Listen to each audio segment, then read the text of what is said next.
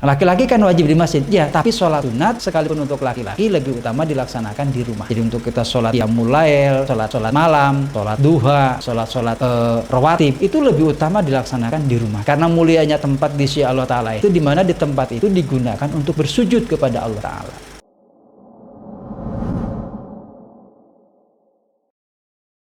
Assalamualaikum warahmatullahi wabarakatuh.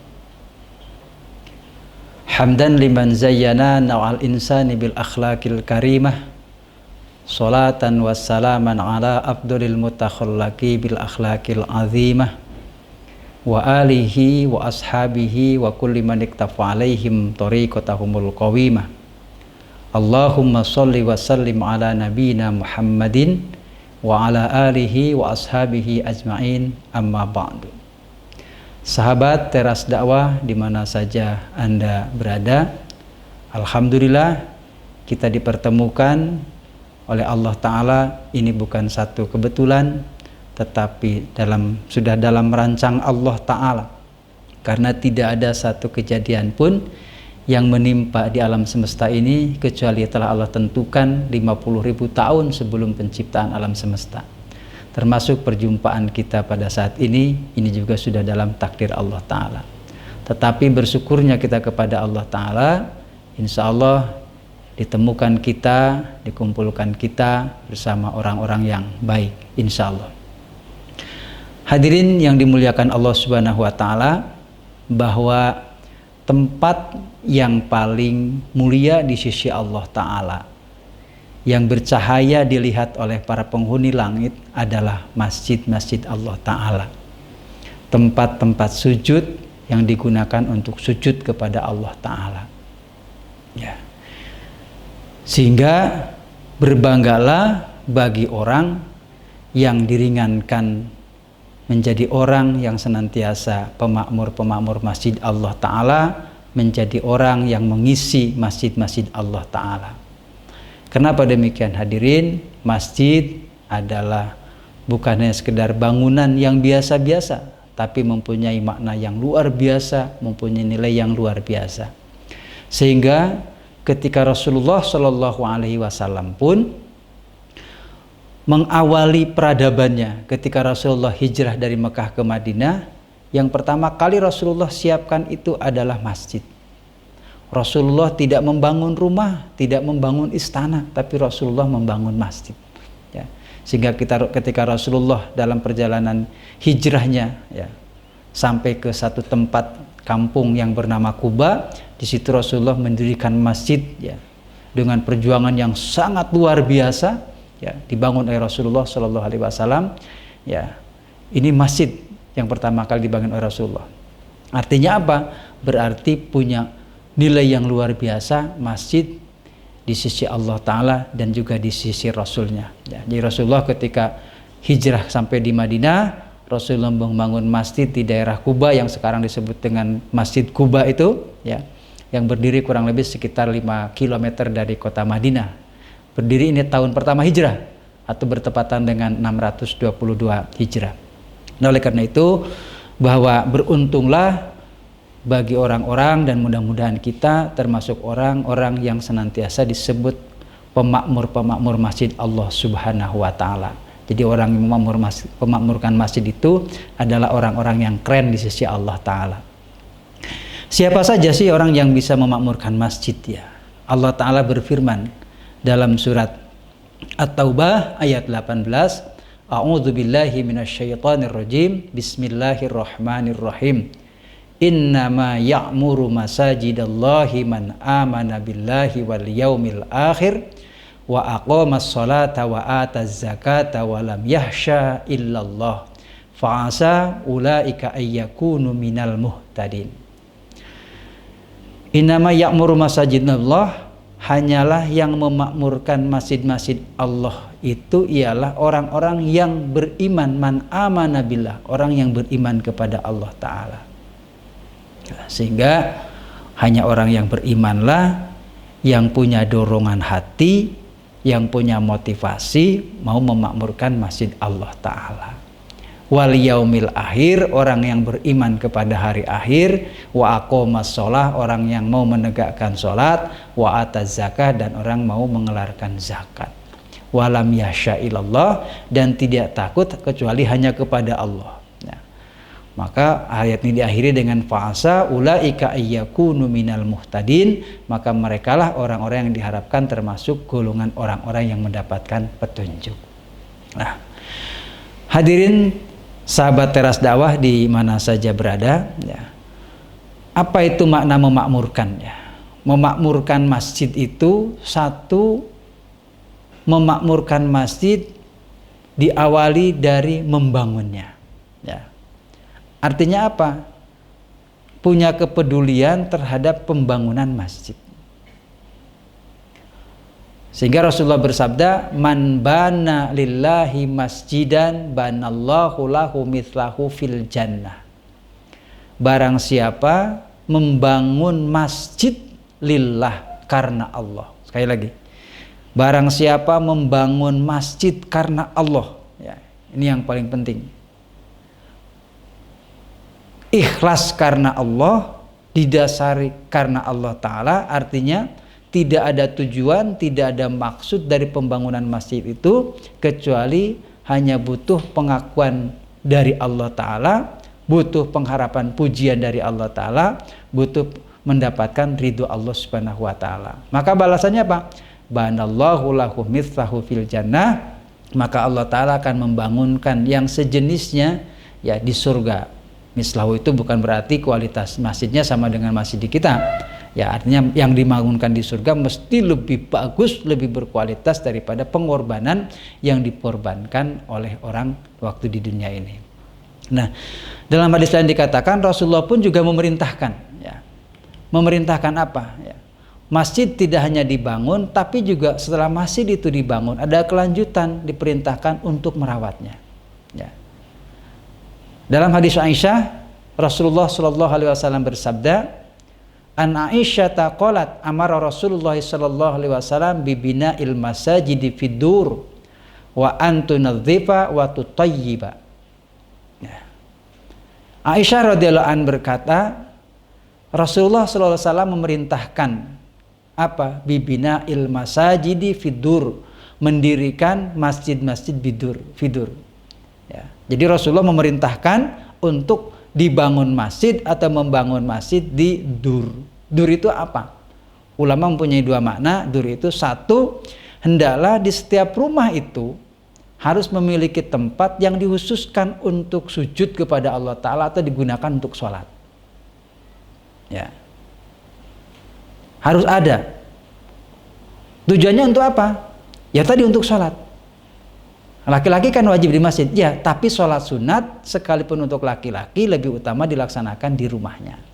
Jadi untuk kita sholat qiyamul lail, sholat malam, sholat duha, ya, sholat rawatib, itu lebih utama dilaksanakan di rumah kita. Sehingga di rumah itu harus ada tempat sujud. Karena mulianya tempat di sisi Allah Ta'ala itu, di mana di tempat itu digunakan untuk bersujud kepada Allah Ta'ala. Begitu. Yang kedua, punya makna fidur itu adalah di kampung-kampung, di desa-desa, di tempat-tempat didirikan masjid. Maka kita bersyukur, ya, melalui Teras Dakwah ini banyak didirikan masjid, ya, termasuk salah satunya adalah mungkin pasca dari tsunami kemarin seperti di Lombok, gitu ya, telah mendirikan banyak masjid di sana. Ini luar biasa, ya. Meskipun sering ada orang yang nyinyir atau orang yang ngomong, untuk apa didirikan masjid, masjidnya juga tidak makmur, paling jamannya sedikit, ya. Iya, tapi meskipun sedikit, paling tidak di situ ada orang yang sholat, ya. Karena kerennya satu tempat di sisi Allah Ta'ala itu, di mana di situ ada orang yang menjalankan sholat, di mana di situ tempat ada orang sujud kepada Allah Ta'ala. Meskipun tempat itu mungkin kelihatannya indah, rapi, bersih, ya, seperti itu kampung itu, tapi di situ tidak ada tempat sholat, tidak mulia di sisi Allah Ta'ala, ya. Tetap masih mulia tempat di mana di situ ada tempat yang digunakan untuk sujud kepada Allah Ta'ala, yaitu masjid, ya. Dan insya Allah, ya, masjid-masjid itu, ya, orang mudah lah kalau sekarang itu orang digerakkan untuk membangun masjid. Maka langkah selanjutnya Masjid itu selain dibangun diperintahkan oleh Nabi apa? Wa antunadzifa. Masjid itu harus bersih. Bersih dari kotoran, bersih dari najis, mestinya begitu. Nah, masjid itu harus terjaga. Maka ini bisa jadi program kita, ya, bagaimana masjid-masjid itu ya menjadi masjid yang bersih. Ya. Ini peluang kebaikan, ya, peluang kebaikan. Dan sekarang sudah banyak gerakan-gerakan membersihkan masjid dan lain sebagainya. Ini luar biasa. Ya. Ini istimewa, luar biasa. Ya. Karena memang diperintahkan masjid itu harus bersih. Jangan sampai masjid itu kalah bersihnya dengan tempat maksiat. Ya. Meskipun pada kenyataannya bisa saja masjid mungkin kurang bersih dibandingkan tempat maksiat. Harusnya kan di mana tempat sujud kepada Allah Ta'ala itu lebih bersih, ya, lebih indah dibandingkan tempat-tempat maksiat. Seperti itu. Dan insya Allah bagi orang yang punya kesadaran, kepedulian terhadap masjid ini, menjaga kebersihannya, pasti Allah Ta'ala akan dimuliakan orang itu. Ini sebuah pengalaman saya pribadi, ya. Ketika saya masih kuliah tahun 95-an, kurang lebih sekitar 3 tahun saya menjadi penghuni masjid. Dan alhamdulillah sangat terjaga, sholat 5 waktu bisa di masjid, azan bukan karena soleh tapi karena keadaan. Tapi luar biasa, ya, luar biasa. Artinya apa? Anugerah yang Allah Ta'ala berikan itu. Waktu itu saya punya prinsip sederhana gitu. Saya melihat banyak orang-orang Jakarta itu punya rumah di Yogyakarta hanya untuk rumah persinggahan saja. Sekali liburan dia ke Yogyakarta. Sehingga pada saat dia di Jakarta, di sini ditinggali oleh orang yang tukang bersih-bersih. Bersih taman, membersihkan tamannya, membersihkan rumahnya, kolam renangnya dan sebagainya. Ya. Orang itu tidak hanya membersihkan, tapi sama tuan rumahnya itu dibayar, tiap bulan dibayar. Sehingga itu yang menginspirasi saya bahwa kalau masjid itu Baitullah, rumah Allah Ta'ala. Lalu kalau saya mengabdikan diri ke masjid, masa sama Allah Ta'ala tidak diurusi? Ya ternyata alhamdulillah, ya. Alhamdulillah Allah Ta'ala kasih jalan kemudahan dalam hidup. Ya. Sekali lagi bahwa masjid itu diperintahkan apa? Antunadzifa. Masjid itu harus bersih. Dan tidak hanya itu, waktu thayyiba, masjid itu diperintahkan harus bersih. Ya. Masjid itu harus wangi. Harus wangi.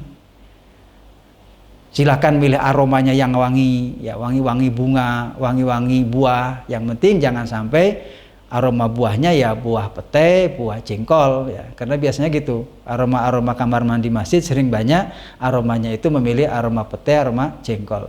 Ya. Aroma penting ini. Masjid itu harus wangi. Ya. Bahkan Rasulullah SAW ya, memerintahkan orang itu tidak boleh menolak 3 pemberian.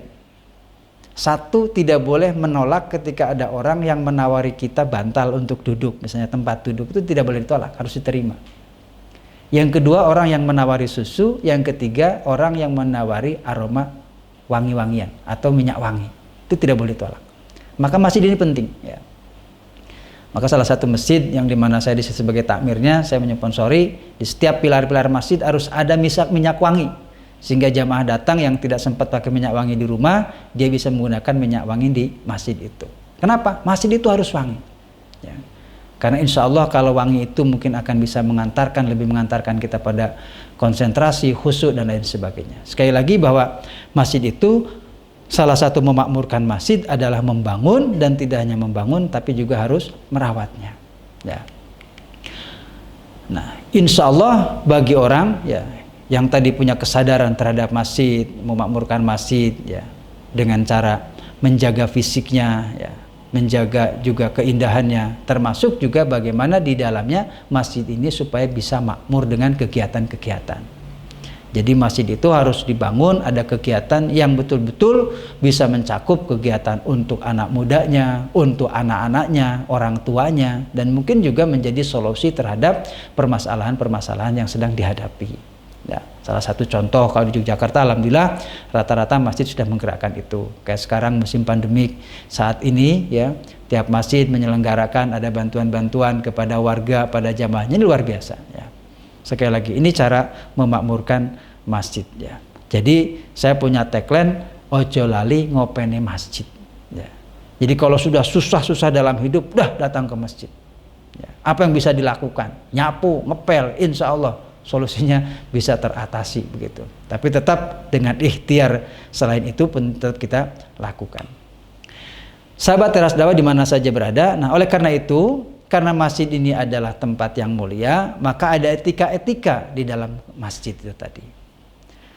Misalnya masuk keluar masuk masjid ada etikanya, diatur dalam Islam. Ya. Kata Rasulullah SAW, Rasulullah bersabda, "Idza dakhala ahadukumul masjida falyaqul Allahumma ftahli abwaaba rahmatik wa idza kharaja falyaqul Allahumma inni as'aluk min fadlik." Ya.